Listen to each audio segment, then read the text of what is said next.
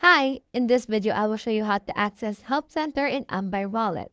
So in order to do that, you need to search right here for Ambire Wallet Help Center, and then you should be able to see in here this first link.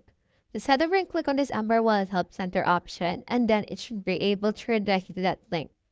Now, from in here, you don't need to sign in, you just need to search on here for what you're looking for.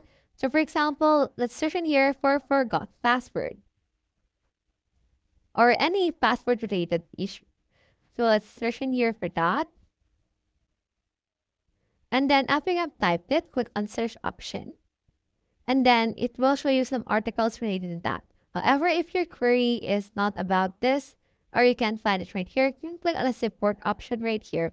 And a pop-up will actually open. Just type in here your name, your address, choose right here your topic, and then just put in here your query and your attachment and click on this send option. So that's how you access Help Center in Ambire Wallet. I hope this video helped you out.